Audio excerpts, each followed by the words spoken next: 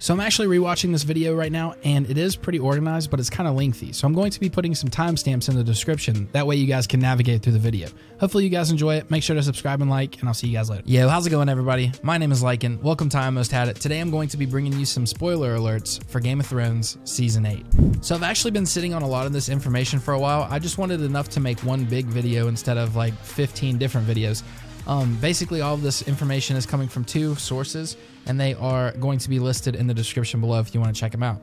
So anyways, they're pretty reliable sources. There's quite a bit of stuff to cover in this video, so we're just going to break it down topic by topic, and hopefully you guys enjoy. Real quick, before we get started, I wanted to tell you guys about my channel notification shoutout. It's kind of my way of giving back for all of you guys watching the videos. All you have to do to win is subscribe to the channel, like the video, turn on channel notifications, and comment, "Dang, I almost had it." Winners will always be announced on the following video. All right, so let's get into what you guys came here for, some Game of Thrones Season 8 spoilers. All right, so first off, we're going to start off with who is directing each of the 6 episodes. Now, this doesn't like prove anything, but it kind of gives you like an insight of what the episodes could be about. So for episodes 1, 2, and 4, it's going to be David Nutter. For episodes 3 and 5, it's going to be Miguel Sapochnik. And for episode 6, it's going to be David Benioff and Dan Weiss. So this leads us to believe that episodes 1, 2, and 4, with David Nutter directing them, will involve more character development as opposed to like giant battle scenes or war scenes. 3 episodes that come to mind talking about David Nutter that he's been responsible for was involving the Red Wedding, Cersei's Walk of Shame, and the burning of Shireen. So with that being said, the director of episodes 3 and 5, Sapochnik, has made a name for himself directing the show's biggest action set pieces, including the action scenes in Hardhome and Battle of the Bastards. So I don't really know about you guys, but that kind of tells me that episodes 3 and 5 have a great chance at taking place during an epic battle. And also it kind of helps back up some details that some people have found on 2 set locations coming up for Season 8. So since I mentioned it, we might as well talk about that next. So what you're looking at right now in the video are actually pictures taken from the set of Winterfell in Moneyglass, which is in Northern Ireland. So the lady who actually took these photographs, Alina, as you can tell on the screen, actually said that there was a lot of trucks and cars going in and out and a lot of extras on site. This kind of tells me that a battle is going to be taking place. So for piecing this all together with who's directing and all these set locations and stuff, it sounds to me like the army of the dead is going to march upon Winterfell during episode 3. And also to further prove that point, we're going to read this little clip from this article. It says, Daenerys and her forces are actually on their way to Winterfell too. According to sources at Watchers, extras playing unsullied soldiers have been filming material for the past few weeks at Tuam in Northern Ireland, which is just a few miles from Moneyglass. And in the biggest spoiler to come out of this report, every unsullied soldier was equipped with a Dragonglass tipped spear. It looks like Jon's trip to Dragonstone to mine the stuff paid off. So even if this actually doesn't happen the way I'm kind of thinking about it right now, you know you have to have this giant battle, and you know that they're probably going to have to be equipped with some type of Dragonstone weapons. So it's going to be absolutely epic, and I cannot wait. So the next set we're going to talk about is actually a huge new set for Game of Thrones at Titanic Studios in Northern Ireland. So you guys know that they usually film King's Landing in older cities, so you might be asking, why would they actually just build a set for this one? I think the answer is because they plan for a lot of destruction and possibly burning it down. That's right, I think the second epic battle that could possibly happen on episode 5 because of the directors is going to take place in King's Landing. So as I've been researching all of this was kind of the conclusion that I was coming to, and I'm going to read you an article from Watchers on the Wall that backs this up and kind of says that they're thinking the exact same thing. It reads, just as we came to suspect, Watchers on the Wall sources tell us that this new set isn't supposed to be a castle of any kind, but the streets of King's Landing. So why build simple city buildings instead of filming at actual medieval old towns as they usually do? Well, because the locals may take issue with the production if they gleefully burn down their homes.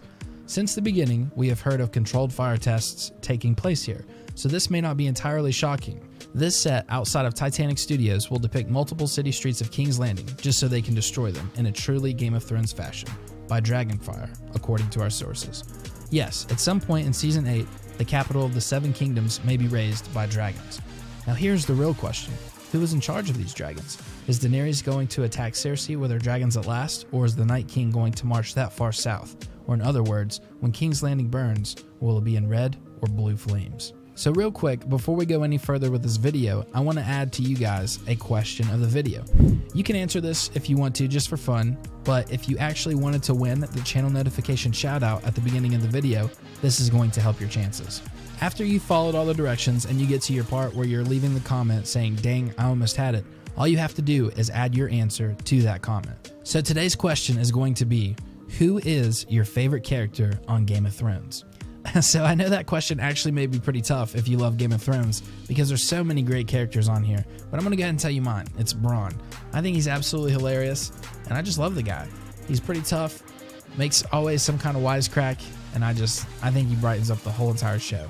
And he's played by a great actor. So anyways, I wish you guys the best of luck with the channel notification shout out. I can't wait to pick somebody. And if you've made it this far, also drop a like down below. It'll help me out a lot, and subscribe if you want to. But anyways, let's move on to the next part of this video. So next we're actually going to be breaking down an interview with Emilia Clarke talking about a social media ban on the set, how hard it actually is to even access the scripts, as well as Season 8 having different endings. So obviously this probably all stemmed from the leaks that occurred last season, Season 7. So real quick, I'm just going to read you guys something that Liam Cunningham said in an interview. He said, "Just as it was with Season 7, the scripts are only to be read in digital form, obtained through a 2-step verification process, but now they can't even read them offset."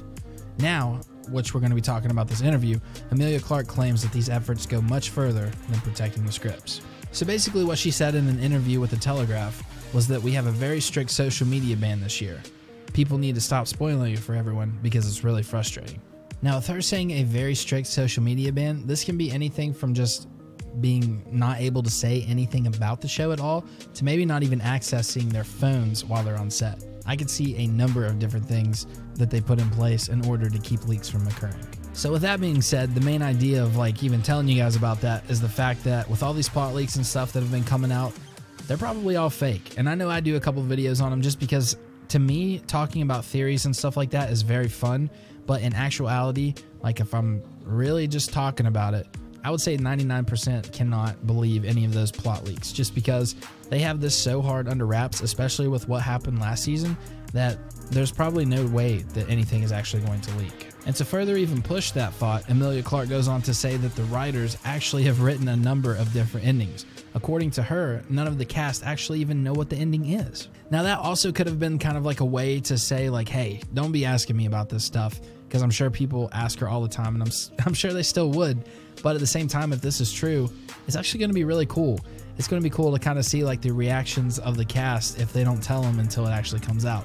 If I was some show writers, that's definitely what I would do. I would just keep everybody super excited for what's going to actually happen. They may know a couple of the possibilities, but to actually just hit them with a complete surprise at the end, that would be awesome. So the next thing and second to last thing we're actually going to be talking about is the Ironborn.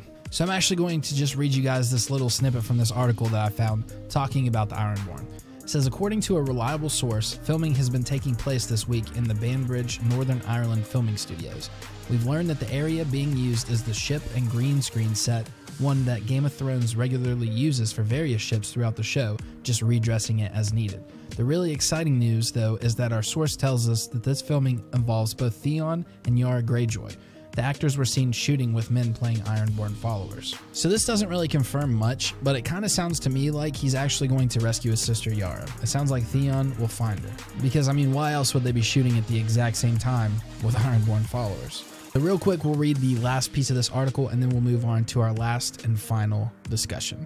So basically it says, details of the scene beyond this were unclear, so there's still room for speculation with the new info. When we last saw Yara, she was in a highly dangerous situation, being held as her uncle's prisoner in King's Landing.